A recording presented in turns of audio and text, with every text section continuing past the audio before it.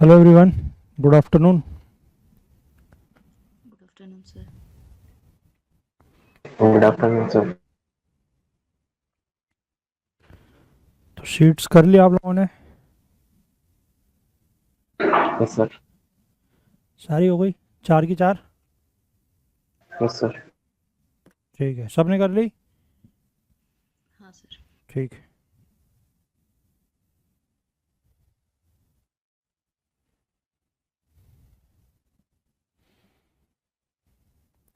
आप लोगों ने वो यूपीएससी का रजिस्ट्रेशन कर लिया, यूआरएन जो है? अभी नहीं सर। नहीं सर। कर लीजिए उसको आप, ठीक है। हाँ सर। कोई अगर इशू आता है तो एक वीडियो मैंने बनाया है उसमें, ठीक है, तो उसको भी देख सकते हैं। Yes sir.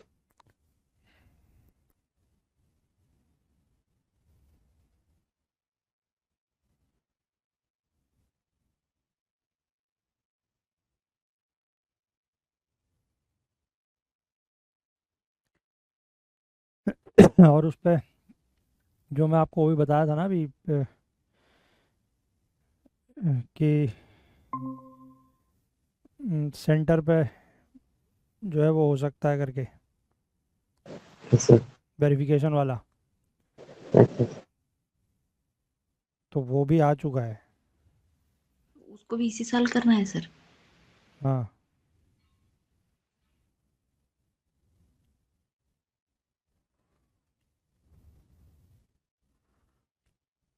क्योंकि वो अब न्यूज़पेपर में आ चुका है।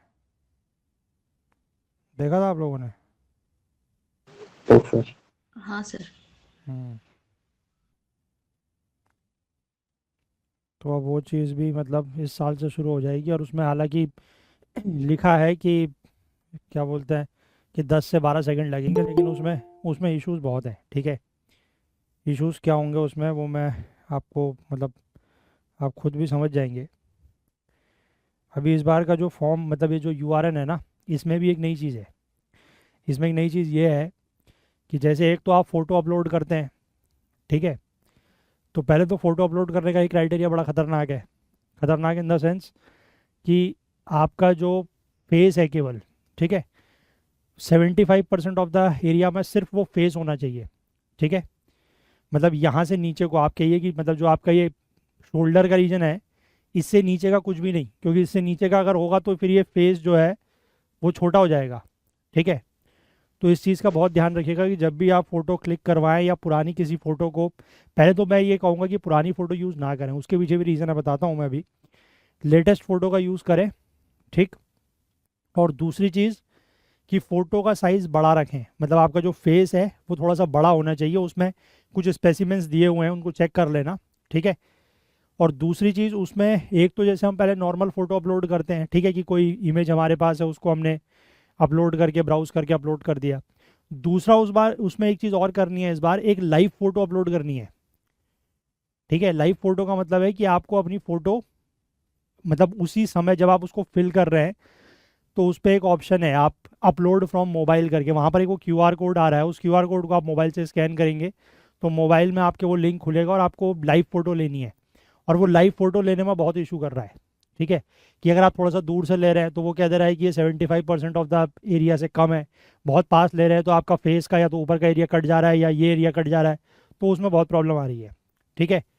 और यही प्रॉब्लम जो मुझे लगता है कि नई फ़ोटो लगाने के लिए मैं इसलिए बोल रहा हूँ, क्योंकि ये इशू वहाँ पर आएगा कि जब आप जैसे आपने कोई मान लीजिए पुरानी फ़ोटो यूज़ कर लिया, अभी तक तो ऐसा होता था, ठीक है। मैंने तो खैर खुद किया है, मैंने जितनी बार भी अटैम्प्ट दिया मैंने यूपीएससी के कभी फ़ोटो नहीं खिंचवाई है, ठीक है। अब आप लोगों का मुझे नहीं पता आप हर साल खिंचवाते हैं या नहीं, ठीक है।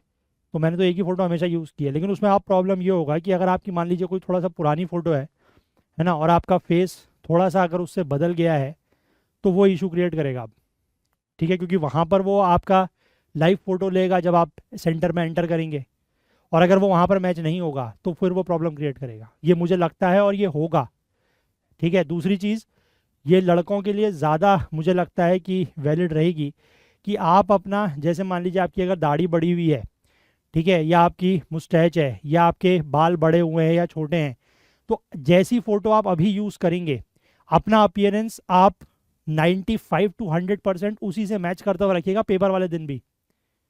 ठीक है, Yes, sir. कि पता चला अभी तो आपने बिल्कुल क्लीन शेव होकर फोटो खिंचवा दी कि बढ़िया फोटो आएगी, और उस दिन पता चला एग्जाम के टाइम पर फिर आप प्रेशर में है, दाढ़ी वाड़ी बनाई नहीं, वैसे ही बियर्ड लेके चले गए और पता चला वो वहां पर फेस रिकॉग्नाइज नहीं कर रहा है। ठीक है, तो इस चीज़ का ध्यान रखना, ये नई चीज़ें आ रही हैं, लेकिन मतलब कर अच्छाई के ले रहे हैं, लेकिन इससे कुछ ना कुछ दिक्कतें आएंगी, ऐसा मैं एंटिसिपेट कर रहा हूँ। ठीक है, क्योंकि कल जब मैं उस वीडियो को रिकॉर्ड करने के लिए वो पूरा प्रोसेस कर रहा था, तो वो लाइव फोटो कम से कम मैंने 8-10 बार खुद ली है, वो नहीं ले रहा था, वो एक्सेप्ट ही नहीं कर रहा उसको। ठीक है, Yes, sir. तो इस चीज़ का ध्यान रखिएगा। और लड़कियों के लिए भी है कि बाल वगैरह अगर लंबे हैं तो पीछे बात की फ़ोटो खिंचवाइएगा। अगर आप चश्मा वगैरह पहन रहे हैं तो ये ध्यान रखिएगा कि आँखों में ग्लेयर नहीं होना चाहिए। ठीक है, मतलब गॉगल्स वगैरह तो नहीं पहन सकते ऑब्वियसली, अगर आप आई ग्लासेस भी पहनते हैं तो भी ये ध्यान रखिएगा कि फ़ोटो खिंचाते समय ग्लेयर ना आए किसी भी तरीके का। ठीक है, फेस पर कोई बहुत तेज़ लाइट, बहुत कम लाइट, इन सब चीज़ का ध्यान रखना, नहीं तो ये वहाँ पर प्रॉब्लम होगी पक्का। ठीक है, Yes, sir. हाँ, तो ये इशू आ सकते हैं, मैं इसीलिए अभी बोल रहा हूँ कि पहले उस काम को कर लो। ठीक है, नहीं तो फिर अदरवाइज वही प्रॉब्लम आ, और इस बार वैसे भी फॉर्म सिर्फ 20 दिन के लिए ही आ रहा है। ठीक है ना, अभी परसों आएगा फॉर्म और 3 तारीख को फॉर्म पूरा हो जाएगा, तो इसलिए ये काम कम से कम कर लो, तो फॉर्म भरने में तो फिर ज़्यादा टाइम नहीं लगेगा। ठीक है, Yes, sir. पेरेंट्स की डिटेल लास्ट टाइम भी पूछ रहा था ना ये, लेकिन लास्ट टाइम पेरेंट्स के आधार कार्ड पैन कार्ड पूछ रहा था क्या? नहीं सर. नहीं पूछा था, बट इस बार पूछ रहा है। ठीक है, हे भगवान, तो वो ये भी और क्या क्या चाहता है हमसे। वो भी अरेंज कर लेना। Yes, sir. ठीक है, क्योंकि उसमें वो आपका तो पूछ ही रहा है, मतलब आपका तो खैर ऑप्शन और भी है, उसमें ये भी है जैसे आप जहाँ पर फोटो आईडी यूज़ करते हैं ना, तो फोटो आईडी में एक तो आधार का ऑप्शन है और बाकी भी और ऑप्शंस हैं, लेकिन 3 ऑप्शन के अलावा आधार, पैन कार्ड और डीएल ड्राइविंग लाइसेंस, इसके अलावा अगर आप कोई और आईडी यूज़ करते हैं तो उसमें साफ साफ मेंशन किया गया है कि आपको बाकी स्टूडेंट्स के कंपैरिजन में सेंटर पर 1 घंटे पहले पहुंचना होगा। ठीक है, तो वो आपका फिर वहाँ पर कुछ और वेरिफिकेशन वगैरह करेंगे, मतलब उसमें आपका पासपोर्ट हो सकता है, या कोई और गवर्नमेंट या कोई और प्राइवेट, मतलब स्टेट गवर्नमेंट या सेंट्रल गवर्नमेंट की अगर कोई आईडी है, या आप इवन वोटर आईडी तक अगर यूज़ कर रहे हैं तो। ठीक है, सिर्फ आधार, पैन कार्ड और ड्राइविंग लाइसेंस के केस में वो ठीक है, क्योंकि वो आप मतलब नॉर्मल टाइम पे जा सकते हैं, अगर बाकी कुछ और यूज़ करेंगे तो उसके लिए थोड़ा सा जल्दी जाना है। ये सारी चीज़ें हैं, इसलिए थोड़ा सा कॉम्प्लिकेटेड है, लेकिन कर लेना, इसीलिए मैं बोल रहा हूँ कि टाइम निकाल के उसको कर लो पहले, नहीं तो फिर खाली हेडेक रहता है लास्ट टाइम तक। ठीक है ना, Yes, sir. चलिए, बाकी मैंने वीडियो बनाया है एक, अभी एक पार्ट बनाया है उसका, तो उसको देख के कम से कम स्टार्ट कर लो, फिर दूसरा पार्ट कल तक देते हैं। ठीक है, चलिए, तो हमें पहले क्वेश्चंस देखने हैं। हाँ, ratio proportion, starting with question number 1, question number 1 to 14, any doubt? Ratio proportion question number 1 to 14, any doubt?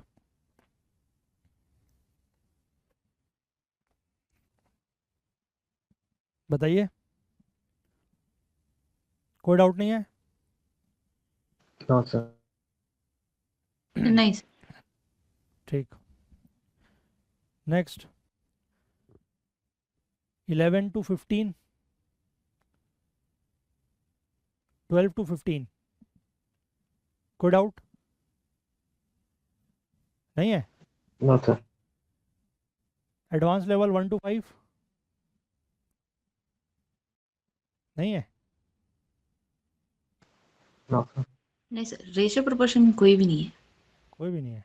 उस दिन तो आप शायद बोल रहे थे कुछ, तो हाँ रेशियो सर, तब प्रपोर्शन। नहीं आ रहा था, 3 क्वेश्चन नहीं आ रहे थे, फिर उसको मैंने बैठ के किया, फिर आ हाँ गया मुझे। चलिए ठीक है, तो रेशियो प्रपोर्शन में किसी को कोई डाउट नहीं है? चलिए, then move on to next, profit and loss. Profit and loss, any doubt? Basic level question number 1 to 8, Second one, sir. Second one. Yes, sir. Second one में क्या है? नहीं हुआ ये?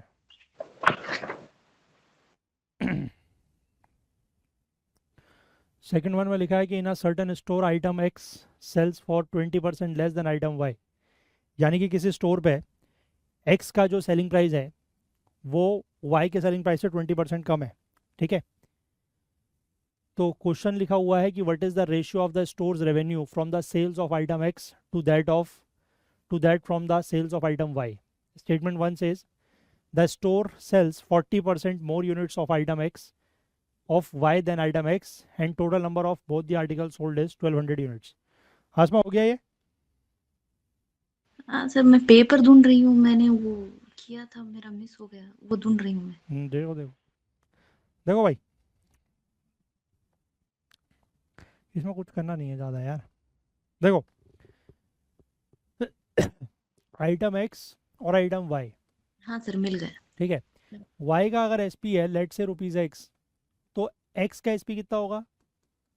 0.8x, ठीक है भाई, Yes, sir. क्योंकि एक्स जो है वो 20% लेस पे सेल होता है।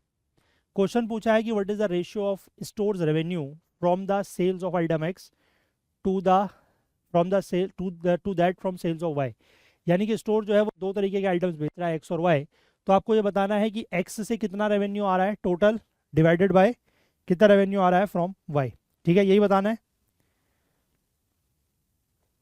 अब पहला स्टेटमेंट ये बोल रहा है, the statement was says the store sells 40% more units of item Y than item X. यानी कि अगर एक्स के लेट से वाई यूनिट सोल्ड हो रहे हैं, ठीक है, तो वाई के कितने यूनिट सोल्ड हो रहे हैं? 1.4 वाई, है कि नहीं? यूनिट सोल्ड मतलब कितने उसने यूनिट्स बेचे, ठीक है। 40% more units of item Y than of X. तो यहां से आप एक चीज देखो कि आपको एक आइटम ऑफ एक्स का एसपी पता है, तो इतने आइटम्स आप बेचोगे तो जो रेवेन्यू आएगा फ्रॉम एक्स वो कितना होगा? मतलब एक्स आइटम को सेल करने का रेवेन्यू होगा 0.8xy, यस और no? Yes, sir. And similarly Y को सेल करने का रेवेन्यू कितना होगा? वाई को सेल करने का रेवेन्यू होगा 1.4xy, ठीक है। Hmm. तो इन दोनों के ही रेवेन्यू का आपको रेशियो निकालना है। तो रेशियो कितना हो जाएगा? X by Y will be 8/14 और you can say 4/7। Yes, sir. तो यहाँ से आपसे जो रेशियो पूछा है, तो रेशियो आप स्टेटमेंट 1 से तो निकाल पा रहे हैं, यस और नो? स्टेटमेंट 1 को लोन करके यूज करके निकल रहा है ना। Yes, sir. अब आप बात करें स्टेटमेंट 2 की। स्टेटमेंट 2 में कह रहा है कि दोनों के मिला के, यानी कि एक्स और वाई की यूनिट्स मिला के कितने सेल किए हैं? 1200, ठीक है। तो अब इससे ये सॉल्व नहीं होगा। क्यों नहीं होगा? क्योंकि अगर लेट से आपने एक्स के यूनिट सेल करे हैं वाई यूनिट्स, तो वाई के कितने सेल करेंगे आप? 1200 माइनस वाई, ठीक है। और एक यूनिट एक्स की सेल करने में आप इतना इतना रेवेन्यू आपको मिल रहा है, तो this will B 0.8 into x, यानी कि 0.8xy। और इसको करेंगे आप 1.4 वाई से, सॉरी 1.4 एक्स से। अब इन दोनों का रेशियो जब आप निकालेंगे तो रेशियो नहीं निकल पाएगा, क्योंकि उसमें 0.8xy upon 1200x minus 1 point, मतलब 1200 इंटू 1.4x माइनस 1.4xy हो जाएगा, तो उसका रेशियो नहीं निकल पाएगा। समझ पा रहे हैं बात? Yes, sir. तो इसलिए ओनली स्टेटमेंट 1 से आपका आंसर आएगा, बट ओनली 2 से नहीं आएगा। तो answer will be option A, Okay. ठीक है आसमा? हाँ सर। ऐसे ही करा? नहीं सर, फिर मेरा गलत हो गया सर। आपका क्या आंसर आया? मेरा तो आंसर डी आ रहा था, कि मुझे तो किसी से भी पता नहीं चल रहा था। क्यों, इससे पता लग तो रहा है। हाँ सर, वही मेरा मतलब मैंने गलत किया। तो आपने आंसर चेक नहीं करा पीछे? सर ये सबसे लास्ट किया मैंने, शायद इसी का नहीं चेक किया होगा, अदरवाइज मैं चेक करती हूँ। हाँ ठीक है, एक बार आंसर जरूर चेक कर लिया करें, है ना। ठीक है, हाँ सर। चलिए और बताएं। 3 to 8 कोई डाउट? किसी को कोई भी डाउट हो तो प्लीज़ पूछें। क्वेश्चन नंबर 3 से लेकर 8 तक। नहीं है? नहीं है तो बताओ, फिर आगे बढ़ें। नहीं सर, नेक्स्ट 8 वाला करवा। 8 इसको हटा दूं? ये नोट कर लिया? 1 मिनट सर। कर लीजिए। इसके आगे मैंने लिखा नहीं है, इसके आगे आप एक स्टेप और लिख के उसको एक्स बाय अपॉन वाई करके लिख लीजिए, तो पता लग जाएगा कि वो सॉल्व वो नहीं हो सकता इससे आगे।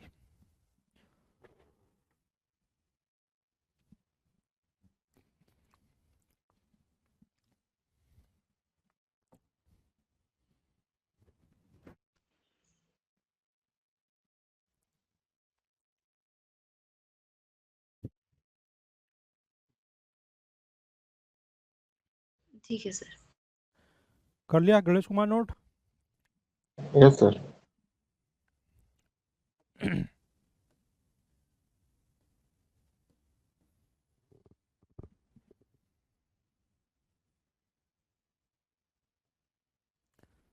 Question number 8।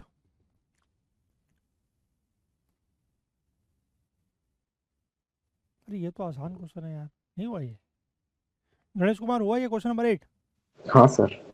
आसान क्वेश्चन है यार इसमें, ये तो चलो बताते हैं, कोई नहीं। Basic level question number 8। एक मिनट, हाँ क्वेश्चन में एक बार चेक कर लेता हूँ, थोड़ा सा आगे पीछे सॉल्व हो गए थे। हाँ ठीक है, कोई नहीं, चलो देखो। Shivam marked an article at 50% above his CP. What is the maximum number of successive discounts, each being 10%, he can give such that he makes at least 10% profit? ठीक है, यानी कि लेट से अगर CP जो है वो 100 है, तो मार्क प्राइस कितना है? 50। 150। 1.5। ठीक है, हाँ सर। अब 150 पे उसको 10% का डिस्काउंट देते जाना है, और हमें ये ध्यान रखना है कि डिस्काउंट देने के बाद SP आएगा, वो SP जो है कितने से कम नहीं होना चाहिए? 110 से तो कम नहीं 110 होना से कम चाहिए। नहीं होना चाहिए, है ना? यानी कि हाँ SP की वैल्यू जो है वो 110 तो होनी ही चाहिए, उससे नीचे नहीं आना है। तो अब हाँ जैसे ही आप इस पर पहला डिस्काउंट दोगे, फर्स्ट डिस्काउंट ऑफ 10%, ठीक है, फर्स्ट डिस्काउंट दोगे आप 10% का, तो आपका SP कितना बन जाएगा? 135। हाँ, 0.9 इंटू 150 दैट इज 135। ठीक, फिर इसके बाद आप जैसे ही इस पर सेकेंड डिस्काउंट दोगे, सेकेंड डिस्काउंट ऑफ अगेन 10%, तो अब SP कितना बन जाएगा? मतलब दिस माइनस 13.5, है ना? यानी कि 121.5। यस और नो? Yes sir. अब इसके बाद आप इस पर अगर थर्ड डिस्काउंट देते हो, थर्ड डिस्काउंट देते हो ऑफ 10% अगेन, तो SP क्या हो जाएगा? इससे 12.15 कम, यस सर। यानी कि ये वैल्यू जो है ये लेस देन 110 आ जाएगी अब। हाँ सर। तो यानी कि वो 2 ही डिस्काउंट दे सकता है, 2 से ज़्यादा नहीं दे सकता, क्योंकि 2 से ज़्यादा देगा तो उसका प्रॉफिट फिर 10% नहीं रहेगा। ठीक है ठीक है बात? ठीक है sir. Answer will be option B. ठीक, ओके सर। कर लीजिए नोट।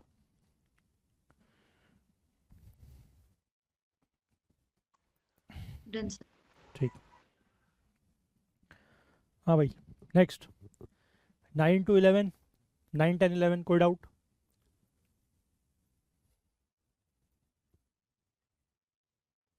सर 9। 9th में भी डाउट है? हाँ sir.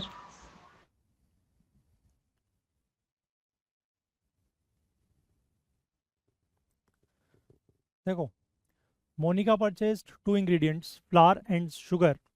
The cost price of these ingredients are in the ratio 2:3 respectively. She marked up the prices by rupees 400 and 1400 respectively before selling them at a discount of 25% on flour and 50% on sugar. If the final selling price of both the ingredients are in the ratio this, what is the CP of sugar?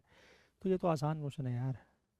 देखो, आपके पास 2 item है, one is flower, one is sugar, ठीक है? तो इनका cost price आपको दिया हुआ है 2:3 में, फ्लावर और शुगर का। तो लेट से इसका CP अगर 2x है, तो इसका CP कितना हो जाएगा? 3x। 3x। ठीक, अब उसके बाद लिखा है कि इनका मार्क प्राइस उसने इतना बढ़ाया, तो यानी कि इसका मार्क प्राइस कितना होगा? 2x प्लस 400, ठीक है? Yes sir. और इसका मार्क प्राइस होगा 3x 3 प्लस 1400। ठीक, अब इन पर डिस्काउंट दिया है 25 और 50% का, तो इस पर डिस्काउंट है 25% का और इस पर डिस्काउंट है 50% का, ठीक है ना? तो यहाँ से SP निकल जाएगा, SP will be equal to 0.75 into ये, इसका SP निकल जाएगा 0.5 इंटू ये, मतलब 3x प्लस 1400। क्लियर है? हाँ सर। SP आ गया। अब उसके बाद SP का रेशियो आपको दिया हुआ है, तो this upon this is equal to, मतलब ये अपॉन ये इज इक्वल टू 3/5 कर लो, वहाँ से x की वैल्यू निकल जाएगी, और x ठीक की है। वैल्यू निकल जाएगी तो आपको शुगर का सीपी पूछा तो उसको 3x कर देना। Okay sir. ठीक है, सिंपल क्वेश्चन है यार ये। हाँ सर सिंपल है, पर वो जो मार्क प्राइस है मैंने डायरेक्ट 400 और 1400 रख लिया। तो अच्छा। फिर मैं सॉल्व कर रही हूँ वो मुझसे आ ही नहीं रहा था। तो फिर ठीक, मुझे लगा कि आपसे पूछती चलिए ठीक। 11th 10th 11th में कोई डाउट? हूँ। मुझे नहीं है sir. Ganesh Kumar, sir complete हुआ सर। सुशांत, कोई डाउट नहीं है भाई?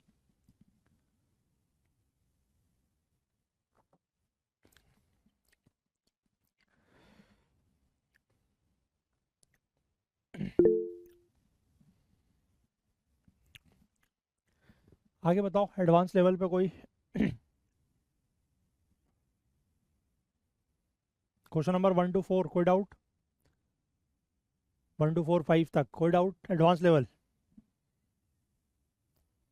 कोई डाउट नहीं? तो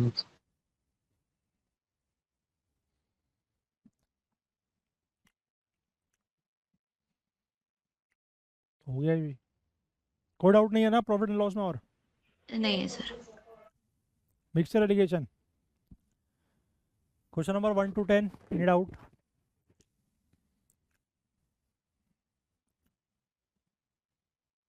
कोई डाउट नहीं? No doubt? Question number 1 to 10। नहीं sir, fifth one. Fifth one, a jar full of whiskey contains 40% alcohol. A part of this whiskey is replaced by another containing 19% alcohol, and now the percentage of alcohol was found to be 26%. The quantity of whiskey replaced is? Ganesh Kumar, हो गया? Yes sir. देखो जो आपके पास ये original whisky है, इसमें alcohol है 40%। ठीक है, मतलब लेट से अगर ये x है तो ये 0.4x है, और इसके बाद इसमें लेट से पानी मिला हुआ है तो 0.6x पानी है।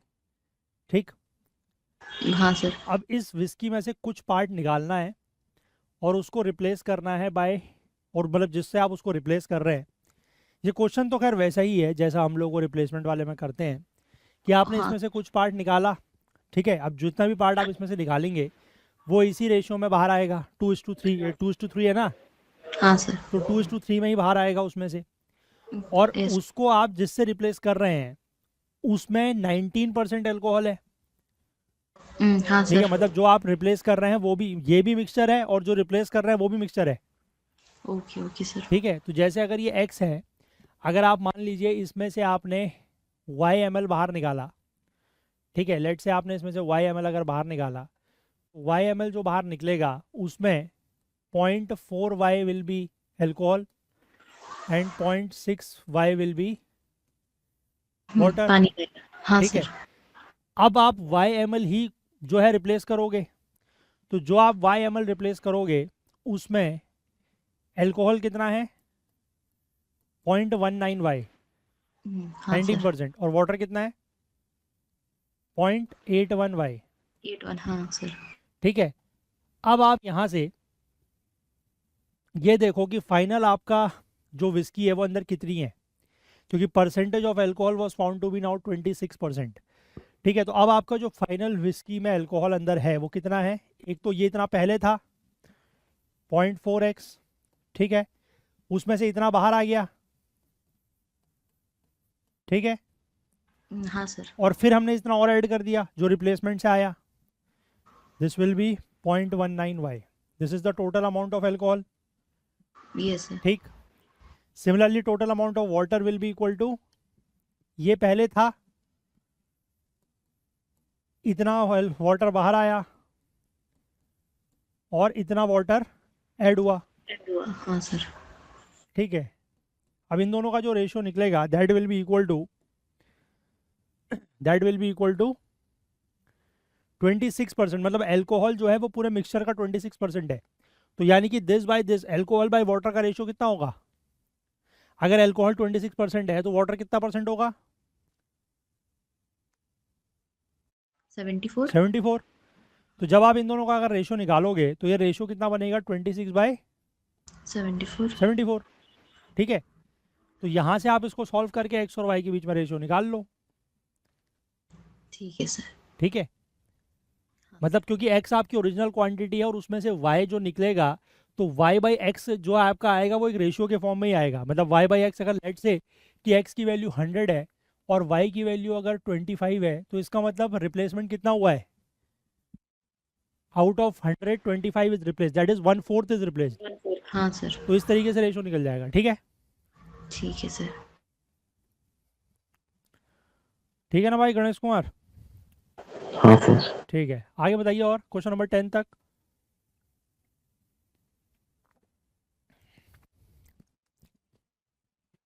इसको नोट कर लीजिए, करना है तो।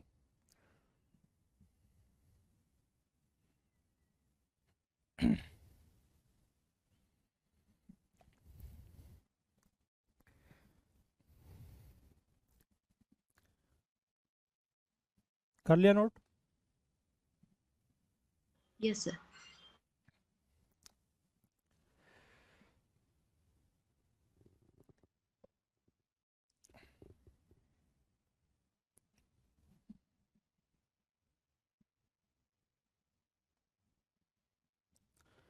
10th तक कोई और क्वेश्चन है? 10 तक नहीं सर। 10 तक नहीं है? नहीं है। किसी का नहीं है? 11th? 11th पूछ रहे हैं ये। In what ratio must water be mixed with milk to gain 16% on selling the mixture at cost? ये वही क्वेश्चन है जो मैंने आपको बताया था, याद है? हाँ सर, आपने बताया था। मैंने आपको कहा था इस क्वेश्चन को लेकर, हाँ, इसमें कुछ चेंजेस होंगे, वो भी बताया था। है ना? देखो, in what ratio water be mixed with milk to gain 16%। अब 16% का मतलब, ये तो खैर सीधा वाला है, ये वाला नहीं है, वो दूसरा था वो। ये तो सीधा वाला है। इसमें एक क्वेश्चन था, आई थिंक था, ये वाला है वो, ये वाला कौन सा? क्वेश्चन वो नंबर 3। 25% क्वेश्चन वाला? नंबर 3, हाँ। क्योंकि इसमें पूछा ना percentage of water in the mixture is, तो मैंने आपको बताया था कि वैसे तो 25% जितना उसको प्रॉफिट हो रहा है उतना वो मिल्क की वजह से, मतलब पानी की वजह से ही हो रहा है। पानी। तो हाँ यानी कि उसने सर। 25% पानी मिलाया है, बट वो 25% मतलब 1/4। जो 1/4 या 25% का मतलब क्या हुआ? 25% का मतलब हुआ in terms of ratio is 1/4। One तो बाई 1 फोर इज हाँ। Water and 4 is milk. Milk. ठीक है, बट वो यहाँ पर पूछ रहा है percentage of water in the mixture. तो यानी कि यहाँ से आपको पता है कि मिक्सचर क्या हो जाएगा? Mixture will be 1+4, 1/5। That is हाँ। 5। तो वाटर बाय मिक्सचर का जब आप परसेंटेज निकालोगे तो that will B 1/5 into 100, that will B 20। 20%। वो ये था जो मैं आपको बता रहा था। ठीक है ना? यस। हाँ, ये वाला तो सीधा है यार। देखो, in what ratio what water be mixed with milk to gain 16%, मतलब 16% का मतलब कितना हुआ?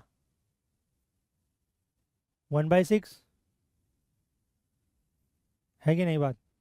क्योंकि 16% आपको गेन करना है मिक्सचर को। क्वेश्चन तो सेम है ना? देखो यार, क्वेश्चन तो सेम है, ये इसमें क्या डाउट है? देखो, मिक्सचर को आपने कॉस्ट प्राइस पे सेल करना है, 16% गेन करना है, और इन what ratio water must be mixed with milk. तो वाटर बाय मिल्क का रेशियो 16% ही तो आएगा। 16% मतलब 16/100, 1/6 ही तो हुआ वो, है कि नहीं? तो आंसर सीधे सीधे 1/6 हो जाएगा।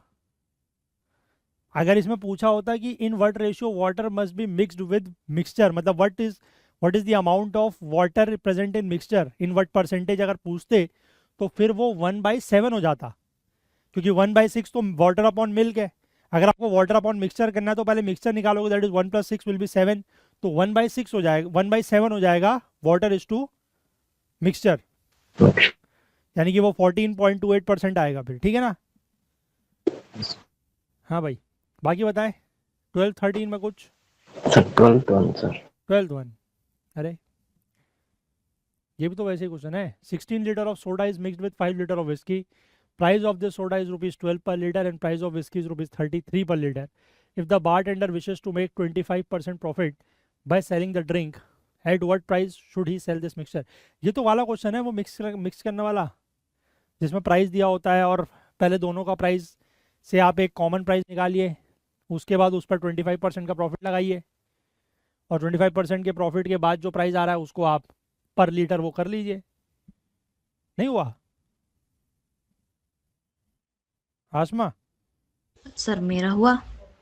गणेश कुमार बताओ क्या कहाँ पर दिक्कत हुई भाई? मैं क्वेश्चन में थोड़ा आपके तरफ नहीं पड़ा, इसलिए थोड़ा कंफ्यूजन हो रहा था मेरे को। आप समझ गए? हाँ सर।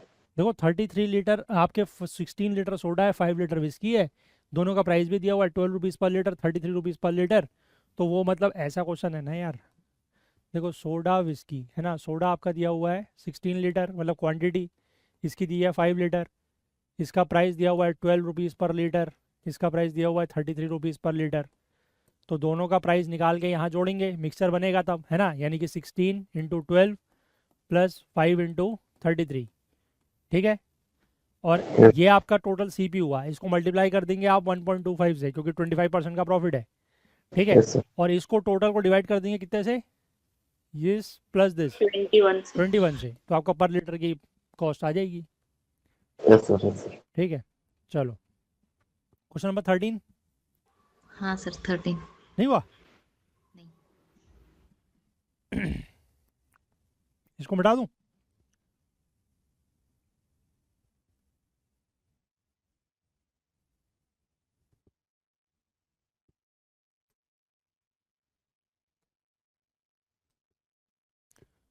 थर्टीन लिखा है कि the owner of an electronic shop sold total 108 mobiles of two companies last month. Samsung fetches him 36% profit while Nokia fetches him 9% profit if he made total 17% profit on total sales of these mobile phone. How many Samsung phones did he sell? ये तो वही question है यार। Total mobile cell किए हैं 108। ठीक है। दो कंपनीज के, one is Samsung one is Nokia. ठीक है। लेट से इसका अगर एक्स है तो इसका 108 माइनस एक्स हो जाएंगे। ठीक। हाँ सर। अब प्रॉफिट आपको लिखा हुआ है कि सैमसंग में 36% प्रॉफिट होता है और इसमें 9% होता है 9%। हाँ और सर। टोटल में 17% होता है। 78%। ठीक है। तो आपको करना है क्या है, कुछ भी नहीं करना है यार। 108 इंटू 17/100 इज इक्वल टू, मतलब वही चीज़ है वो जैसे कॉस्ट वाले में करते थे कि इन दोनों की कॉस्ट मिला के इसकी कॉस्ट के बराबर, हाँ हाँ तो ओके प्रॉफिट ओके। प्रॉफिट बना के इसके बराबर बस। तो ये एक्स इंटू 36/100 और प्लस 108 माइनस एक्स इंटू 9/100, बस। 100 100 100 करो गायब, बाकी इनको मल्टीप्लाई करो और एक्स की वैल्यू निकाल लो। तो एक्स की ठीक है। वैल्यू मतलब सैमसंग के फ़ोन आ जाएंगे। Answer is I think A 32। Okay okay sir. हाँ भैया, और कोई डाउट इसमें? नहीं है? नहीं है सर। चलो आ जाओ last, blood relations. Any doubt? Yes sir. हाँ बताइए। वो 8 to 10 वाला है ना वो। 8 to 10, ये वाला ना? वो आपकी स्क्रीन पे तो नहीं दिख रहा है। A is the brother of B and D वाला। A brother of B and D वाला क्वेश्चन नंबर बताओ। क्वेश्चन नंबर बताओ, क्वेश्चन नंबर कौन सा है?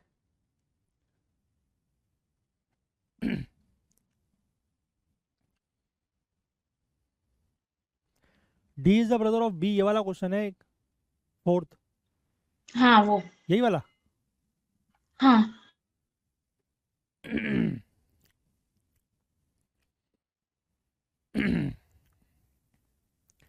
किसका हुआ ये, किसी का नहीं हुआ? क्या पोजीशन है? सर एक मिनट, मैं कंफ्यूज हूँ। वो नहीं सर, मैं अच्छा आप पूछ लो सर, मैं देख लेती हूँ। हाँ मैंने देखो, अलग नहीं किया था। ठीक है देखो, बाकी लोग बताओ भाई। कंप्यूटर। हैं?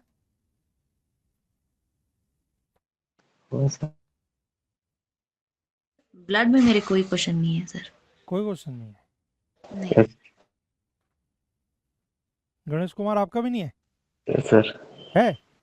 नहीं सर। नहीं है? श्रेया देखो कौन सा है। सुशांत देखो भाई, कुछ है क्या? नहीं सर, वो हो गया था बाद हो गया? में। तो कोई डाउट नहीं है मतलब? नहीं। किसी का नहीं है सुशांत?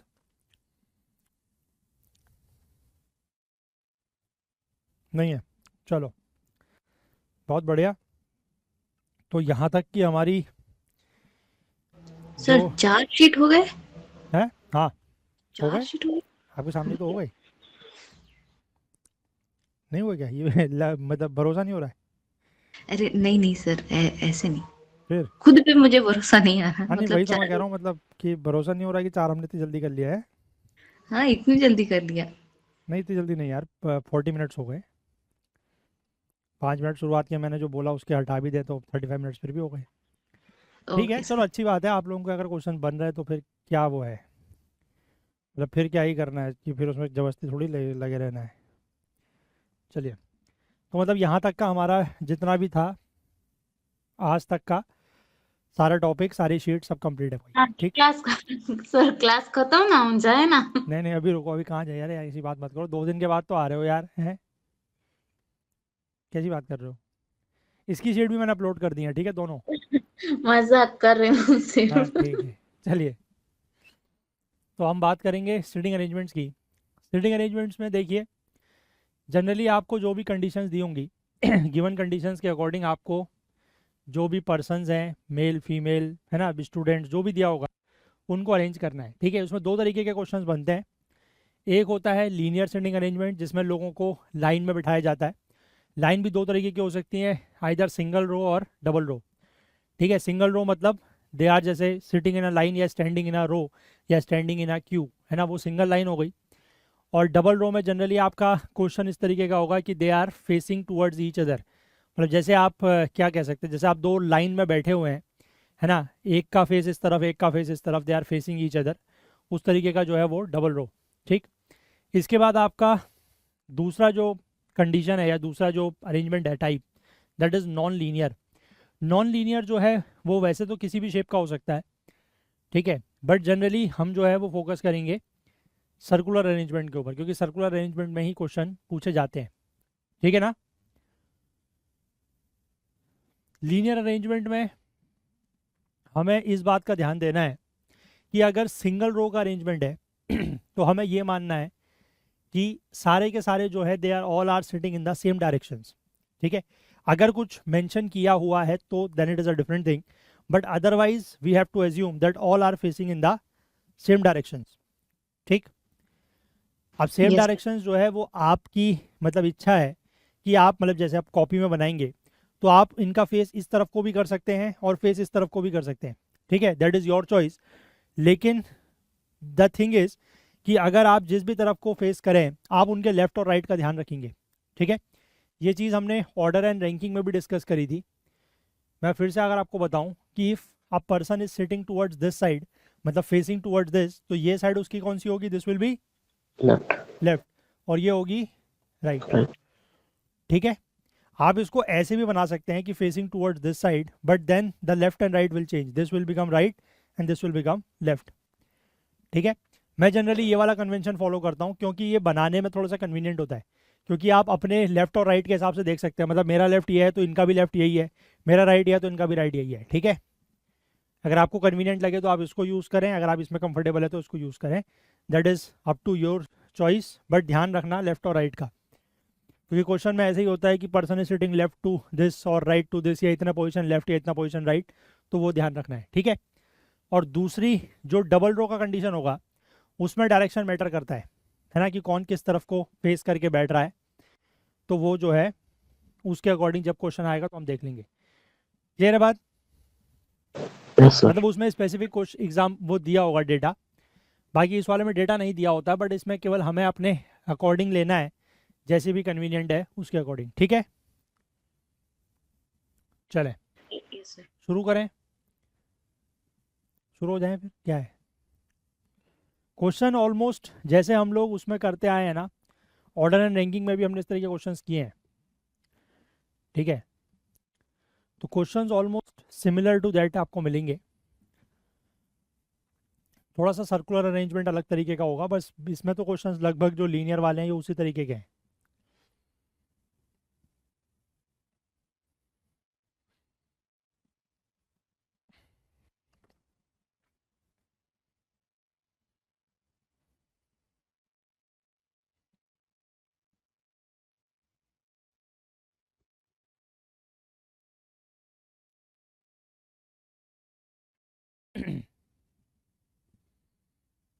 और जितनी भी पॉसिबिलिटीज़ बनेंगी वो सारी पॉसिबिलिटीज़ से उन सारी पॉसिबिलिटीज़ को लेके चलना है, ठीक है।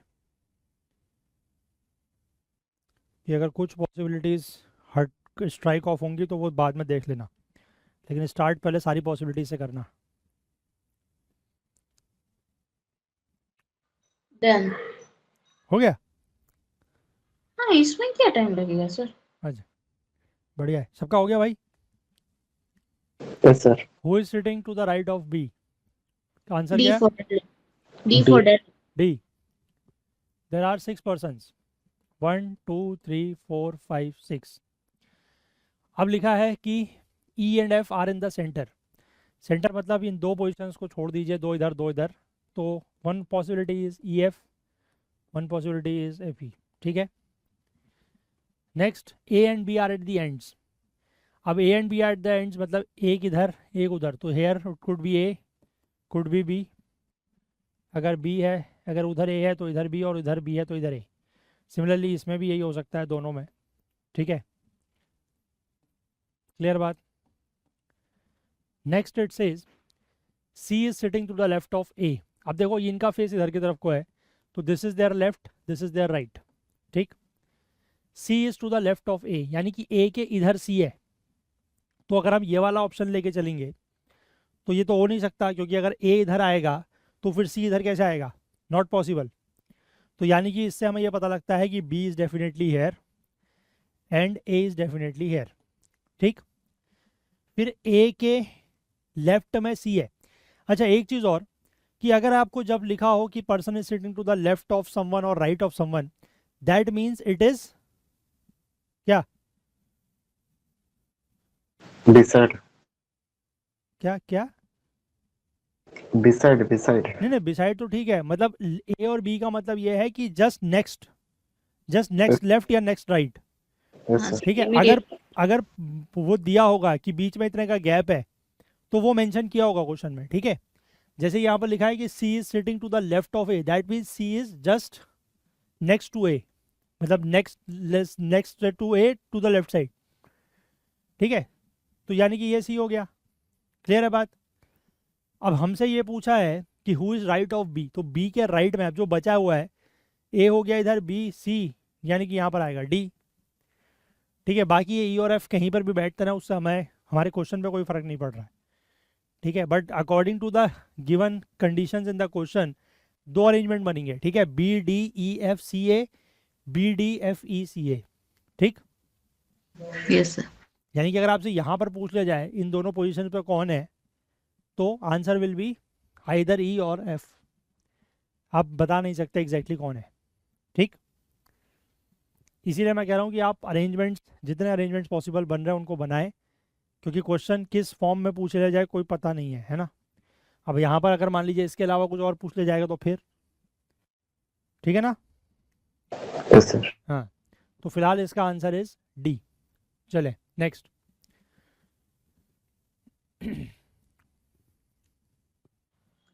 5 places to the right of, वो मतलब कि 5 जगह छोड़नी है या 5th प्लेस पे उसको बिठा देना है?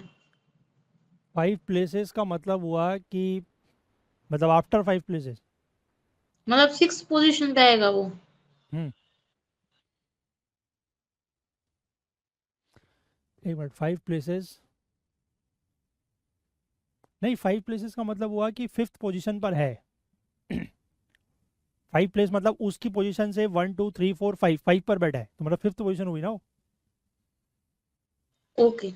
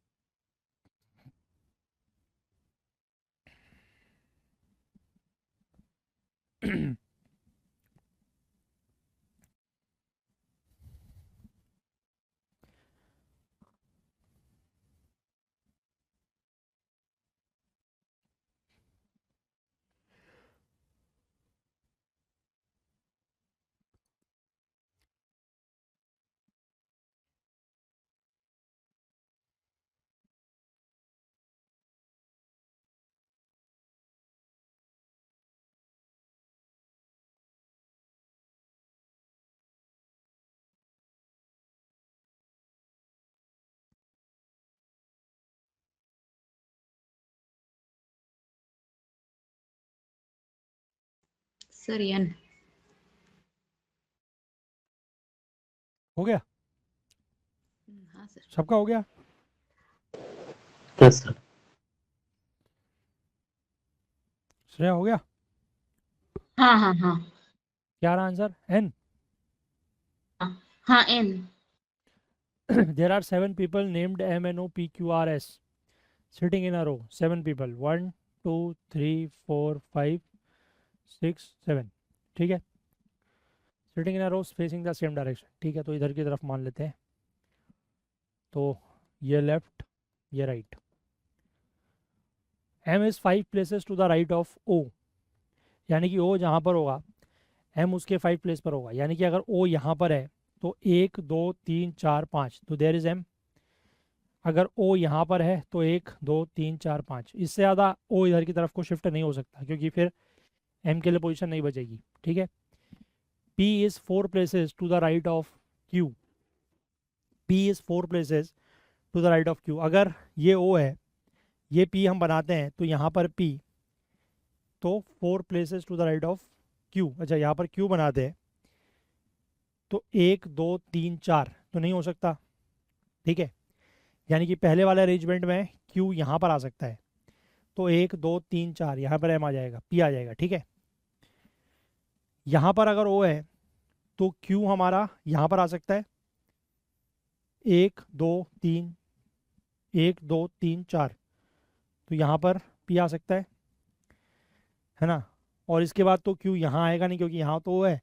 यहाँ भी Q नहीं आएगा क्योंकि वो लास्ट वाली पोजीशन पहले से ही फिक्स है. तो ये आपके अरेंजमेंट्स, पॉसिबल अरेंजमेंट्स हैं अभी तक. R is 3 places to the right of S. अब पहले वाले के अकॉर्डिंग अगर S को हम यहाँ बनाते हैं तो 1, 2, 3, तो 1 to the right of S. यानी कि ये अगर S है तो 1, 2, 1, 2, 3, दिस इज R. ठीक है? और तो S कहीं आ नहीं सकता क्योंकि ये पोजीशन खाली है, लेकिन यहाँ आ नहीं सकता. 1, 2, 3 ऑलरेडी फिल है. इस नीचे वाले में सेकंड पॉसिबिलिटी में अगर S को हम यहाँ बनाते हैं तो 1, 2, 3 ये S हो सकता है. सॉरी, ये R हो सकता है. ठीक है? और बीच की एक ही पोजीशन बची तो उसमें दोनों ही कंडीशंस में कुछ भी हो रहा हो यहाँ पर N ही आएगा. 1, 2, 3, 1, 2, 3 तो सेंटर पे या मिडिल में कौन है? N.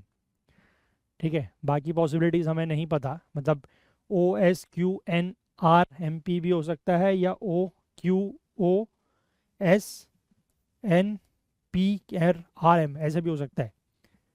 ठीक है? दोनों पॉसिबिलिटीज़ बनाई सबने? हाँ सर।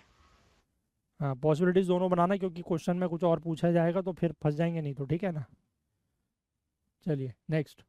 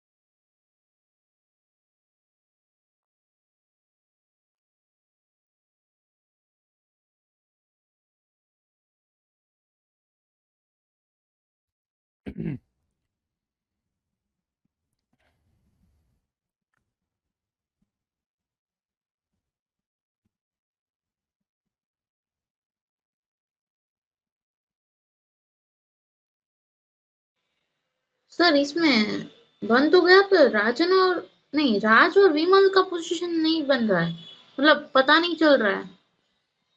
तो ठीक है, तो क्वेश्चन भी वैसे ही होंगे फिर, कोई बात नहीं. बाकी सारी पॉसिबिलिटीज़ बना ली? मतलब वो एक में ही बन रहा है सर, राजन और विमल ही ओब्लिक में आ रहा है, बाकी तो एक सेट में ही बन रहा है मेरा। ठीक है, सबका बन गया अरेंजमेंट। हाँ sir. 7 boys, 1 2 3 4 5 6 7 face this side, left right, are sitting in a row. Shyam sits to the immediate left of Ajay and third to the right of Rajan, whereas Manoj, who sits at the left extreme. तो यहाँ से start करेंगे। आप इन question में वैसे भी ना हमेशा स्टार्ट वहाँ से करना जो पोजीशन आपको बिल्कुल सर्टेन से पता है। ठीक है, जैसे यहाँ पर लिखा है कि Manoj who sits at the extreme left, यानी कि Manoj sits here extreme left is next to Kishan, तो यानी कि यहाँ पर किशन हो गया। ठीक है, 2 तो फिट हो गई है। अब इसके बाद आपको पोजीशन और दी हुई है श्याम की। Shyam sits to the immediate left of Ajay and third to the right of Rajan. अच्छा, Shyam sits to the immediate left of Ajay and third to the right of Rajan. Third to the right of Rajan यानी कि जहां पर भी राजन है उसके थर्ड में कौन है? श्याम। ठीक है, तो थर्ड टू द राइट यानी कि यहाँ से immediate left of Ajay and third to the right of Shyam. Shyam के बारे में लिखा है ना ये, यानी कि अगर लेट से ये श्याम है तो ये अजय है। ठीक, अब यहाँ पर अगर श्याम है तो third to the right of, अच्छा एक minute, Shyam sits to the immediate left of Ajay and third to the right of Rajan. अच्छा, तो राजन के राइट में है वो, राजन के राइट में, तो ये नहीं होगा मतलब राजन के राइट में और वो भी थर्ड में। तो यानी कि अगर लेट से 1 2 3 अगर ये राजन है, लेट से अगर इफ दिस इज राजन तो इसके 1 2 3 यानी कि थर्ड लेफ्ट तो ये श्याम है। ठीक है, और ये अजय है ना। एक पॉसिबिलिटी ये हो सकती है, एक ही पॉसिबिलिटी हो सकती है ये, हाँ मेरी भी एक ही बन रही है। क्योंकि इसके बाद अगर राजन को आप इधर शिफ्ट करोगे तो श्याम तो यहाँ तक आ सकता है, बट फिर अजय कहाँ जाएगा? तो एक ही पॉसिबिलिटी है। अब ये जो बीच के 2 पोजीशन है इसमें ये विमल और राज दोनों में से कोई भी आ सकता है। ठीक है ना, यही बन रहा है सबका। हाँ सर। अब हाँ क्वेश्चन देख सर। लेते हैं। Who is sitting to the immediate right of Shyam? Who is sitting to the immediate right of Shyam? कौन है? अजय। अजय है ना, immediate right of Shyam is Ajay. If Ajay and Kishan exchange places with each other without changing the rest of the arrangement that is already done, who will be sitting to the immediate left of Rajan? ठीक है, ध्यान से पढ़ो कि अजय और किशन की position exchange करनी है और बाकी सब कुछ वैसे ही रहेगा, तो इमीडिएट लेफ्ट ऑफ राजन में कौन आ जाएगा बताओ? अजय आएगा। अजय हाँ। और किशन की पोजीशन चेंज करनी है, अजय और किशन की। ठीक है, यानी कि यहाँ पर आ जाएगा अजय और किशन आ जाएगा इधर लास्ट में। ठीक है, और इसके बाद ये पूछा है कि राजन के लेफ्ट में कौन है, तो राजन के लेफ्ट में कौन हो जाएगा? अजय। ठीक है, next, if only Shyam sits between Raj and Ajay who is exactly in the middle of the row. अगर राज और अजय के बीच में सिर्फ श्याम है तो who is exactly in the middle of the row?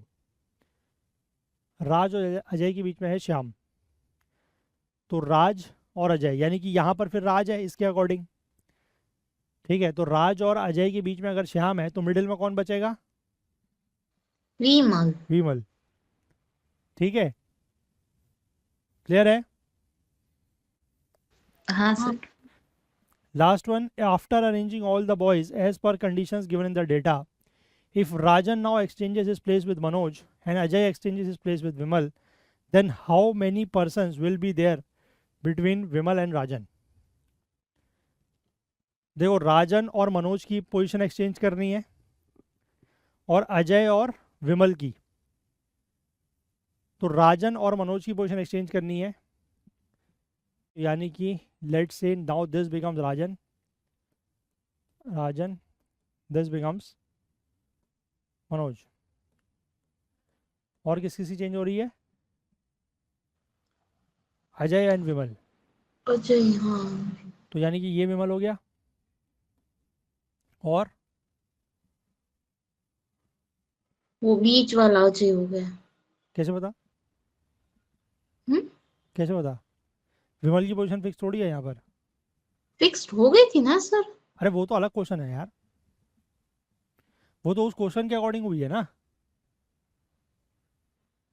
Okay, हाँ, वो सॉरी तो लिखा है सॉरी। ना कि इफ ओनली, मतलब ये तो जो हाँ आपका पहले का, अरे एक मिनट रुक जाओ, बता देते हैं ये भी कि ये तो पहले का डेटा है जो इसके अकॉर्डिंग बना है ओरिजिनल अरेंजमेंट। फिर उसके बाद तो ये कंडीशन डाल डाल के क्वेश्चन पूछ रहा है ना। तो इस वाले के अकॉर्डिंग अब वो ये कह रहा है कि विमल और अजय की पोजीशन चेंज हो रही है। तो अजय की पोजीशन पे तो चलो ठीक है विमल आ गया, लेकिन अजय कहाँ जाएगा?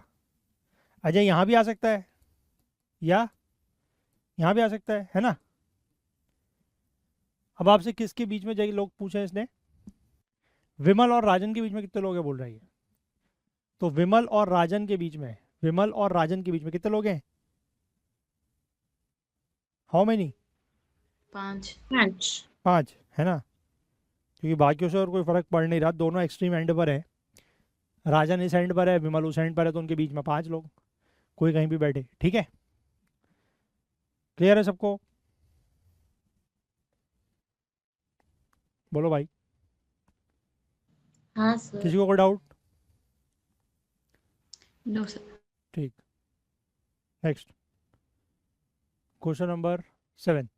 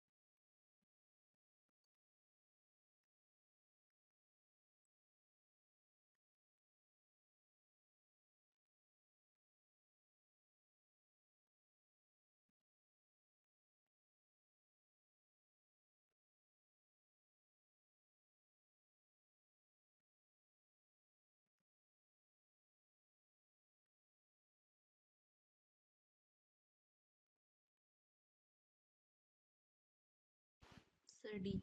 Done sir. क्या आ रहा है? Sir option D, S is one of the ends of the row. मतलब 4 कंडीशन मेरी बनी हम्म और चारों में ये एक ही कॉमन बन रहा था, मतलब चारों में ये आ रहा था। ठीक है, सबका हो गया। Yes, sir. 5 people P, Q, R, S and T are in a row. R sits to the immediate right of T. 5 लोग हैं, 1 2 3 4 5। R जो है to the immediate right of, मतलब ऐसे बैठे हैं तो ये R है, ये L है। R sits to the immediate right of T, यानी कि अगर ये T है तो ये R है, ये T है तो ये R है, ये T है तो ये R है, और ये T है तो ये R है। ठीक है,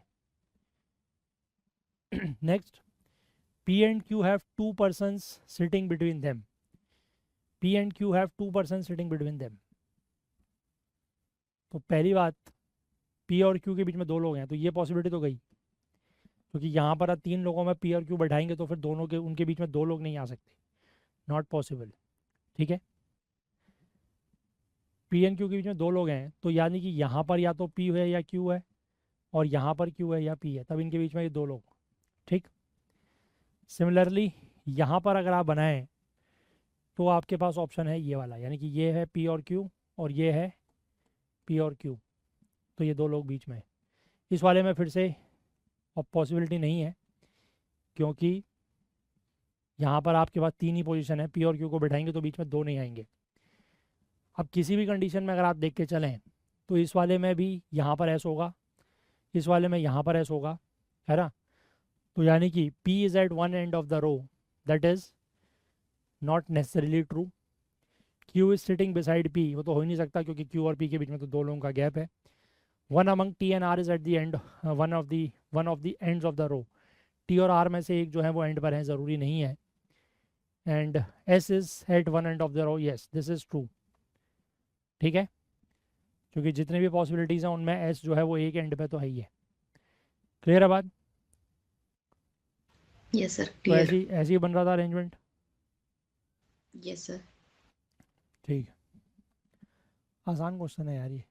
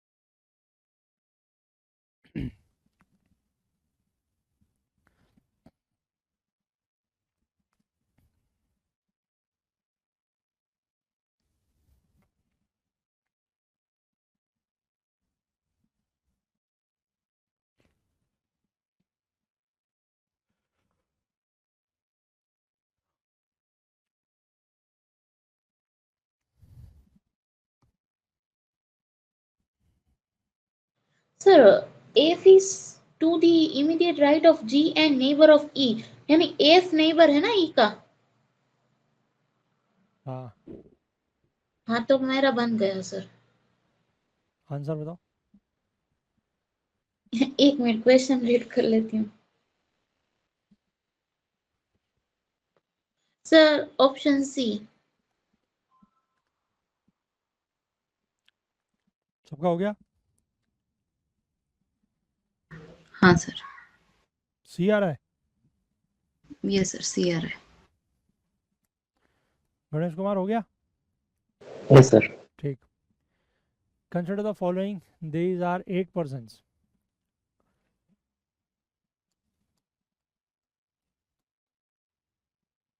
B is not neighbour of G, ठीक है, नहीं बना सकते इसको। F is to the immediate right of G and neighbor of E. F is immediate right of G and neighbor is E. मतलब इसका मतलब ये है कि ये 3 ऐसे होंगे, ठीक है। F जो है वो G के राइट में है, इमीडिएट राइट, और E का नेबर है, तो ये तीनों मतलब ऐसे ही होंगे, तीनों एक साथ, ठीक है। हाँ एक पॉसिबिलिटी अब इसको बनाते हैं कहीं ना कहीं, और G जो है वो एंड में भी नहीं है, ठीक है। A is 6th to the left of E and H is 6th to the right of C, ठीक है। तो इसको बनाना शुरू करते हैं। हमें ये पता लग गया कि ये 3 लोग जो हैं वो ऐसे ही रहेंगे एक साथ, G, F और E, ठीक है। और G जो है वो एक एंड पे नहीं है, तो यानी कि यहाँ नहीं हो सकता, तो G, F, E first possibility, second is G, F, E, G, F, E 2 और G, F, E और G, F, E, ठीक है। दीज आर टोटल 1 2 3 4 5 पॉसिबिलिटीज़ अभी के हिसाब से, ठीक है। इसके बाद आगे देखते हैं। रीड कर लेते तो इतना पॉसिबिलिटी नहीं बनाते आप। क्या क्या क्या कर लेते हैं? सर आगे और स्टेटमेंट रीड कर लेते। हाँ नहीं, वो अभी हटा देंगे। A is 6th to the left of E। A जो है वो 6th to the left of E है। यानी कि अगर ये ई है तो इसके लेफ्ट मतलब इधर को 6th पोजीशन पर ए होना चाहिए। तो 1 2 3 4 यहाँ तो पोजीशन ही नहीं है, तो पहला तो गया। ठीक, इसमें भी 1 2 3 4 यहाँ भी नहीं है, ये भी गया। 1 2 3 4 5 इसमें भी नहीं है क्योंकि 6th में बैठा है वो।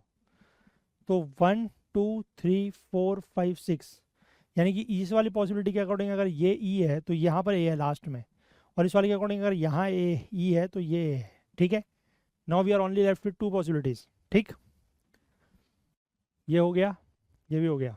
नेक्स्ट इज, ये भी हो गया। Next is H is 6th to the right of सी।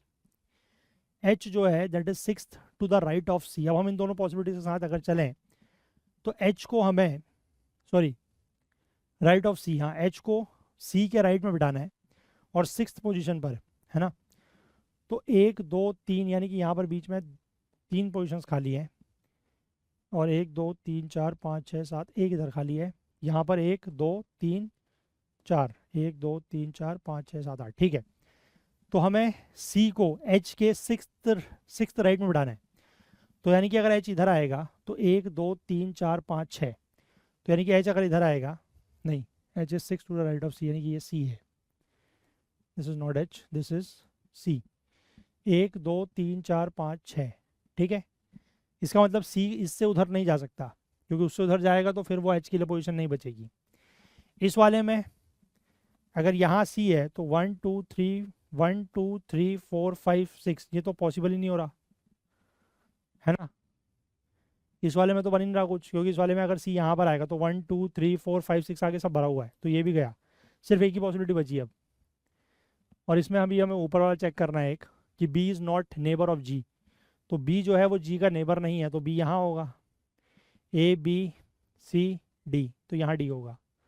तो this is your final arrangement, that is A C B D G F E H. यही बना है सबका। Which one of the following is correct in respect of the above? C is immediate left of A. C is immediate left of A. नहीं, C is immediate right of A. ठीक है।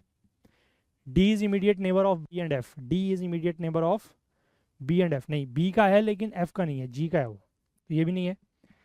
G is to the immediate right of D. G is to the immediate right of D. हाँ, ये सही है। This is correct. And last one says A and E are at extreme ends. नहीं, A and H are at extreme ends. ठीक है, question asked in 2017। Clear है? Yes, sir. आसान ही है ना, कुछ मुश्किल तो है नहीं। चलो आगे बढ़ें।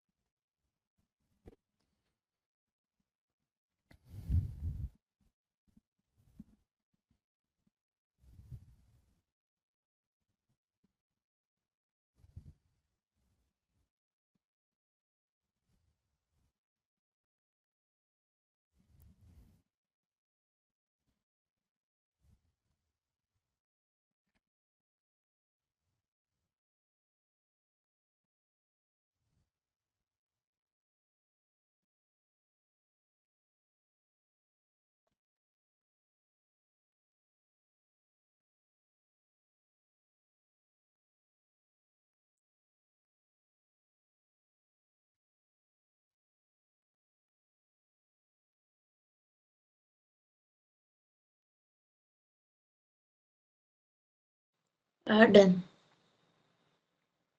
बन गया? हाँ। सबका बन गया? सर नहीं। बनाओ बनाओ। 3 4 5 6 7। भाई किसी को आपत्ति हो तो बता दिया करें, ठीक है। इफ़ एनीबडी हैज़ ऑब्जेक्शंस तो प्लीज़ लेट मी नो, हम बाद में बात कर लेंगे। ठीक है सर, पर मुझे तो नहीं है। ठीक है। हाँ भाई, बाकी किसी को है तो बताएं। हाँ भाई, क्या लिखा हुआ है? 7 लोग हैं। R and S sit next to each other. There are exactly 4 people between Q and V, and S sits to the immediate left of Q. Left of Q मतलब इधर। तो अगर Q यहाँ है लेट से, तो S यहाँ है, और Q और V के बीच में 4 लोग हैं, तो 1 2 3 4, तो ये है V इसके अकॉर्डिंग, ठीक। और R and S set next to H इधर, तो R यहाँ है इसके मतलब, this is one possibility. Next possibility is if here is Q, this is S, 1 2 3 1 2 3, ये क्या हो गया, 1 2 3 4, 1 2 3 4, हाँ this is V and this is R। बस इससे ज़्यादा Q इधर को नहीं आ सकता है, ठीक है। अच्छा, अगर Q को हम इधर साइड से बनाएं तो बना सकते हैं क्या? नहीं बना सकते। Q को इधर नहीं बना सकते? 1 2 3 4 ऐसे नहीं बना सकते Q को? इसमें कोई दिक्कत है? सर अच्छा, फिर R। इसमें R नहीं आएगा, ठीक है, तो ये नहीं बना सकते। और बाकी Q इधर तो आ ही नहीं सकता, फिर S भी नहीं आएगा, और Q को इधर शिफ्ट कर नहीं सकते, ठीक है। तो ये मतलब ये दो ही पॉसिबिलिटीज़ हैं, ठीक। Next says R and S set, ठीक है, तो हो गया, ये भी हो गया, ये भी हो गया, ये भी हो गया। बाकी बचे 3 लोग हैं, कौन कौन? P U T U, है ना, T U और V तो हो गया, P T और U, ये 3 लोग बचे हैं, बट इनकी पोजीशन हमें नहीं पता, है ना, ये कहाँ पर जाएंगे हमें नहीं पता, यस और नो। यस। अब क्वेश्चन देख लेते हैं। Question says if P and T are separated by exactly 2 people, then who sits to the immediate right of V? अगर P और T के बीच में 2 लोग हैं तो V के इमीडिएट राइट कौन है? अगर P और T के बीच में 2 लोग हैं, P और T के बीच में एग्जैक्टली 2 लोग हैं बोल रहा है वो, तो यानी कि इस वाले पॉसिबिलिटी में तो बनेगा नहीं है, क्योंकि यहाँ तो P और T के बीच में 2 का गैप आ नहीं रहा, है ना। तो P और T का यहीं पर बन सकता है कि अगर यहाँ लेट से P है तो यहाँ T हो सकता है, ठीक है। और हमसे पूछा है to the immediate right of V, यानी कि V के राइट में, और मतलब P और T ऐसे भी हो सकते हैं, ठीक है, क्योंकि इन दोनों में से कोई भी कहीं भी हो सकता है, 2 प्लेसेस का गैप रख के। तो जो बचा हुआ एक और पर्सन है, दैट इज U, तो यानी कि V के इमीडिएट राइट में U, ठीक है, यही आ रहा है। यस इस सर। वाले में P और T को हम नहीं बैठा सकते, क्योंकि 2 प्लेस का गैप हमारे पास है ही नहीं, हमारे पास 2 पोजीशन ये है, 1 पोजीशन यहाँ है, तो उसमें हम P और T के बीच में 2 का गैप नहीं ला पाएंगे, तो answer will B U only. Next it says if Q is not sitting at either end of the row, then who among the following has as many persons on the left as on the right? यानी कि बीच में कौन है, इसके कहने का मतलब ये है कि अगर Q जो है वो एक एंड पर नहीं है तो मिडिल में कौन बैठा है।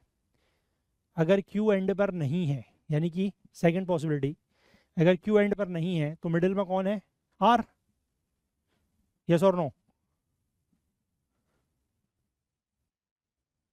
इसका आंसर यही होगा, नहीं होगा, बोलो भाई।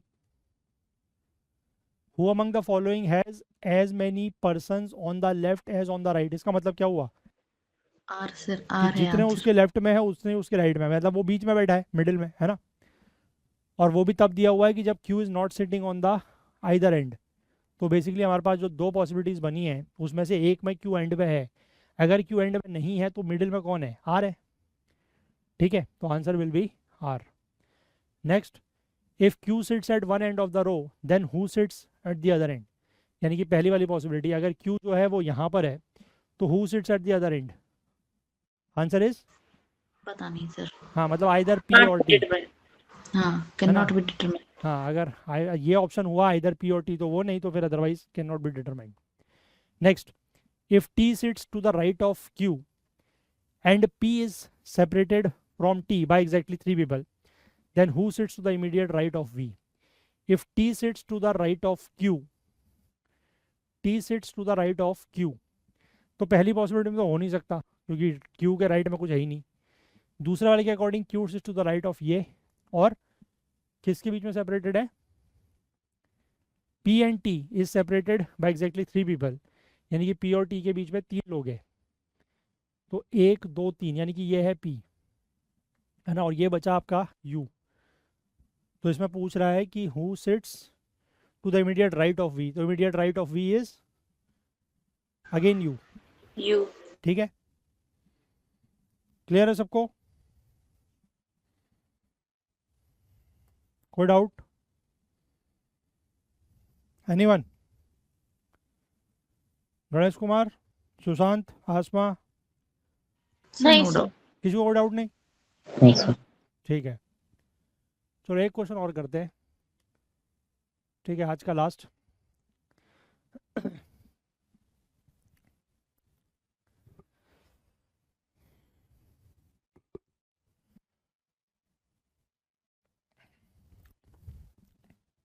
आप लोग जाके सबसे पहले आज वो भरो, ठीक है? बस सर। हाँ, रजिस्ट्रेशन करो उसमें, क्योंकि ना परसों से फिर फॉर्म आ जाएगा तो फिर उसमें प्रॉब्लम होनी शुरू हो जाएंगी। सर रजिस्ट्रेशन में भी फोटो डालना है? रजिस्ट्रेशन में देखो क्या है ना, रजिस्ट्रेशन 2 पार्ट का है। जो एक प्रॉब्लम मतलब इन्होंने इस बार, मतलब 2-3 चीज़ें इन्होंने इस बार अच्छी करी हैं। अच्छी ये करी कि जैसे पिछली बार का तक का जो OTR था उसमें कोई इंस्ट्रक्शन नहीं होते थे, है ना, कि किस चीज़ को कैसे फिल करना है, क्या करना है, कुछ नहीं था पिछली बार तक। लेकिन इस बार इन्होंने इंस्ट्रक्शंस दिए हैं, ठीक है, काफ़ी डिटेल में दिए हैं। मतलब उसकी वेबसाइट में आप जाओगे तो इंस्ट्रक्शंस के पूरे PDFs भी दिए हुए हैं अलग से, और बाकी जब आप हर स्टेप में जाओगे तो वहाँ पर भी मेंशन किया हुआ है। पहली चीज़ ये अच्छी बात है। दूसरी बात ये है कि पिछली बार तक क्या था कि जैसे आपने एक बार कोई भी इंफॉर्मेशन फिल कर दी, मतलब पेरेंट वाली भी, कि पेरेंट की इंफॉर्मेशन या इनकम या वो सब जब आप फिल करते थे तो वो लॉक हो जाती थी हमेशा के लिए, है ना। या वो जो कास्ट वाला होता है, कास्ट वाले में भी ये इशू आ रहा था कुछ कुछ, है ना, कि एक बार आपने फिल कर दिया तो वो हो जाता था फ्रीज। अब इस बार इन्होंने क्या किया है कि 3 चीज़ें ऐसी हैं जो मतलब फ्रीज हो जाएंगी। एक आपकी पर्सनल प्रोफाइल। पर्सनल प्रोफाइल का मतलब है आपका नाम, आपके पेरेंट्स का नाम, आपका डेट ऑफ बर्थ, है ना, ये चीज़ें। एक आपका जो आईडी आप यूज़ करोगे वो, आधार या कुछ भी और आईडी वो।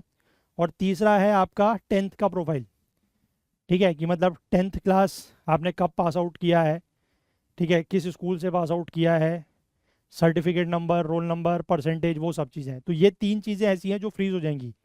फ्रीज हो जाएंगी का मतलब है कि एक बार आपने इन डेटा को फिल कर दिया तो सिर्फ आपको मतलब उसके अकॉर्डिंग जो दिया हुआ है कि आपको लाइफ टाइम में एक ही चांस मिलेगा इनको एडिट करने का, ठीक है।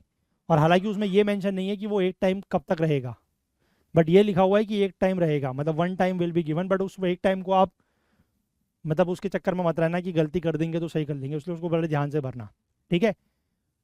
इसको कहा गया है यूनिवर्सल रजिस्ट्रेशन, कि ये 3 डेटा ऐसा है कि एक बार आपने फिल कर लिया तो कभी चेंज होना भी नहीं है, तो इसलिए उसको देख के भरना है। इसके बाद नीचे का जो पोर्शन है बाकी पूरा वो है कॉमन एप्लीकेशन फॉर्म, ठीक है। उसमें बेसिकली क्या है कि आपके जो बाकी डिटेल्स हैं, मतलब आपके पेरेंट की डिटेल, आपका जो सोशल कैटेगरी स्टेटस है, डिसेबिलिटी स्टेटस है, आपकी एजुकेशनल क्वालिफिकेशंस, आपका ये है क्या बोलते हैं यूपीएससी में आपने पास्ट अटेम्प्ट्स कितने दिए हैं, आपकी फ़ोटोग्राफ, है ना, आपके अचीवमेंट्स, ये सब चीज़ें। ये सारी चीज़ें क्या है कि ये एग्ज़ाम स्पेसिफिक है।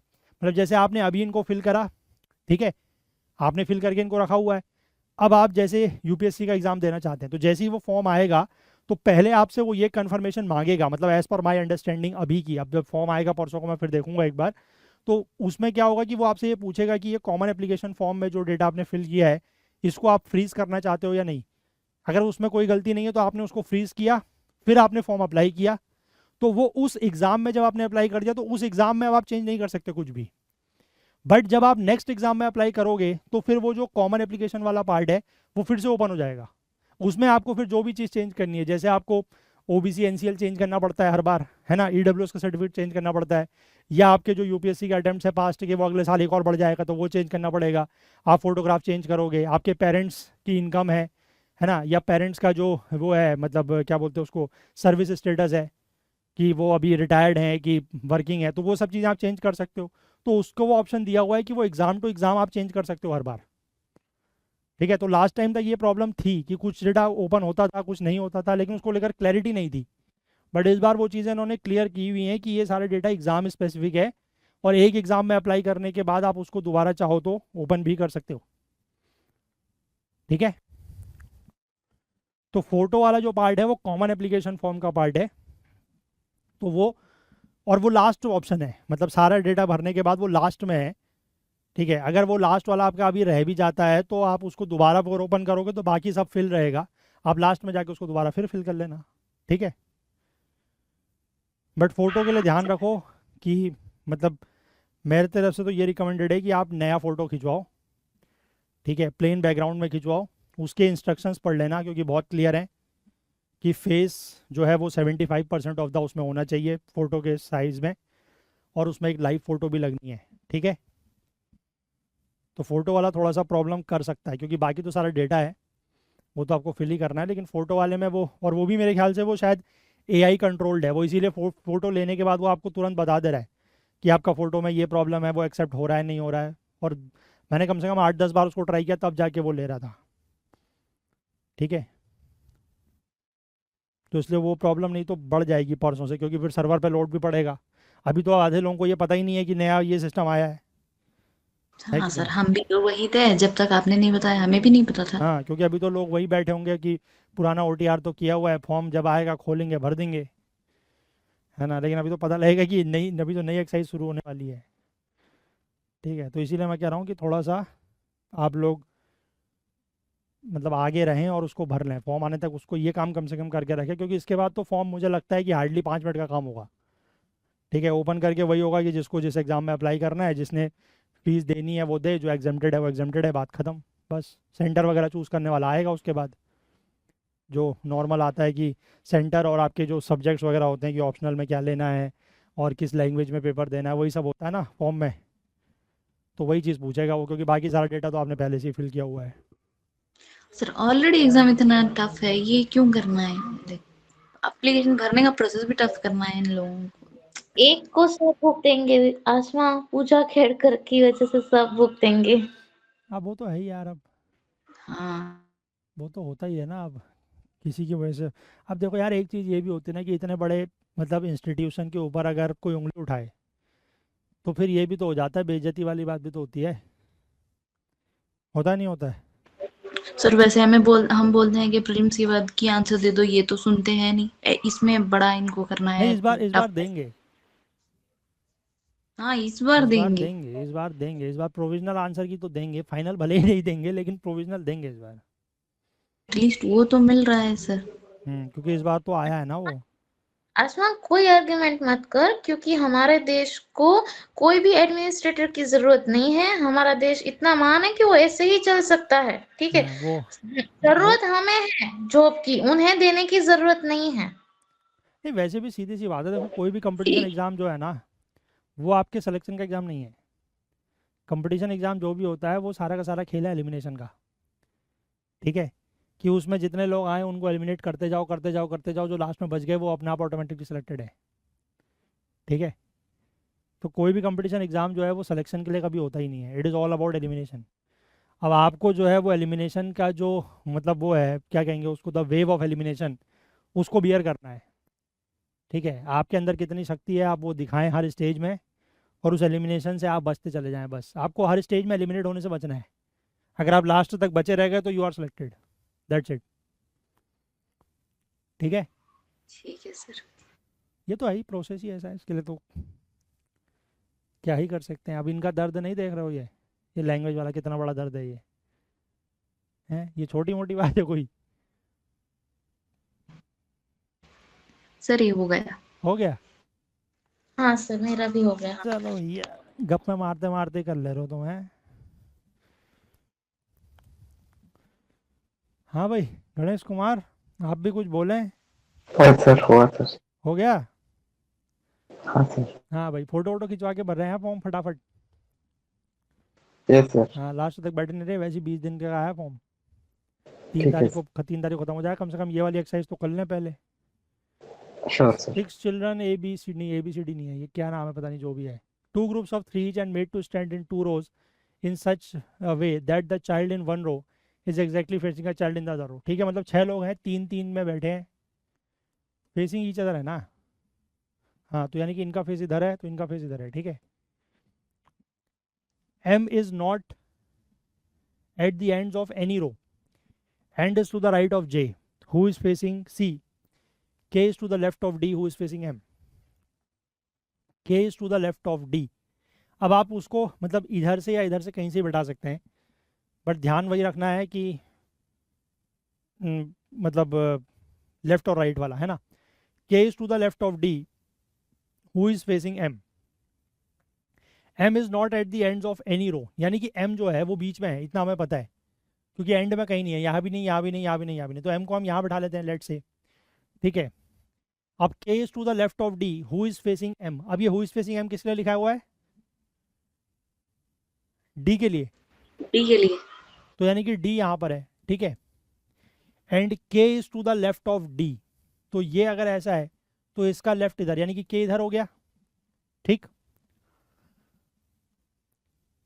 m is not at the ends of any row and is to the right of j, right of j, m जो है वो j के राइट में है, तो यानी कि इसका फेस इधर को है, तो j इधर होगा, j के राइट में m, ठीक है, क्योंकि फेस इधर को है ना, तो ये राइट होगा। एंड सॉरी, जे के नीचे सी लिख दो। हाँ, हु इज फेसिंग c, तो यानी कि j जो है उसके सामने c, तो बचा कौन? b, तो b यहाँ आ गया, ठीक है ना। बहुत आसान है ये तो, क्वेश्चन देख लेते हैं। Which of the following groups of children are in the same row, same row में कौन कौन है भाई? बी एम जे और के डी सी, तो answer is B D C, नहीं बी डी सी थोड़ी है, के डी सी है वो, कोई भी नहीं है none sir. of these, none of none. these. Which of the following indicates the pair of children standing at the ends of the row, standing at the ends of the row, and में कौन कौन है? B J के सी, तो and में तो इसमें भी कोई नहीं बन रहा है। अच्छा, बी और सी जो है वो एंड में है, यस, बी और सी है ना, क्योंकि डी तो सेंटर में है दोनों में, तो answer will be A, B C, C B, ठीक है। मेरा तो सीडी के बना, सी डी, सीडी के। नहीं सी डी के तो है, बट बी वो पूछ रहा है कि कॉर्नर में कौन कौन है ना। हाँ ना ना, आपका नीचे केडीसी बना ना, मेरा सीडी के बना। मतलब यहाँ सी, यहाँ के, यहाँ डी, हाँ ऐसे कैसे? ये एम ऊपर के भी सामने, चेंज हुआ होगा ना। एम के सामने तो डी होना चाहिए ना, तो एम के सामने डी किया है लिखा है ना तो यार, देखो भी। हाँ कुछ नहीं, ऊपर भी मैंने जे एम भी किया। जे एम बी कैसे कर दिया यार? जे एम, अच्छा जे एम बी मतलब इसको ऐसे कर दिया, लेकिन ऐसे कैसे कर सकते हो? क्योंकि m is not at the end of any row and is to the right of j, तो j के राइट में m आना है। अगर आप इधर j और इधर m बनाओगे तो j के लेफ्ट में m नहीं हो जाएगा वो, ओके हाँ हाँ समझ गई सर, समझ गई। गलत है वो, हाँ हाँ हाँ ऐसे ही बनेगा एग्जैक्ट, इसके अलावा और कोई ऑप्शन है नहीं उसमें, ठीक है। हाँ क्योंकि हाँ j इधर बनेगा तो फिर j जो है वो m के लेफ्ट में हो जाएगा, ठीक है, जबकि वो राइट में होना चाहिए, ठीक है। हाँ सर। चलिए, तो इतना ही रखते हैं, इतने ही क्वेश्चन आई थिंक और भी हैं इसमें, तो कल हमारा ये कंप्लीट हो जाएगा। इसके बाद अभी हम लोग एक दो टॉपिक इसके और करेंगे, है ना, आपका सीरीज और कोडिंग डिकोडिंग, उसके बाद फिर क्वांट में जाएंगे, ठीक है। ठीक है सर। बाकी क्वेश्चंस कल करते हैं, इसके मैंने शीट्स वगैरह अपलोड कर दिए हैं दोनों, आप चाहें तो स्टार्ट कर सकते हैं करना, फिर हम इसको देखेंगे, 2-3 टॉपिक कर लेंगे तो फिर उसके साथ, नहीं तो फ्राइडे तक डिस्कस करेंगे, ठीक है। Thank you sir. चलिए, ओके, बाय बाय।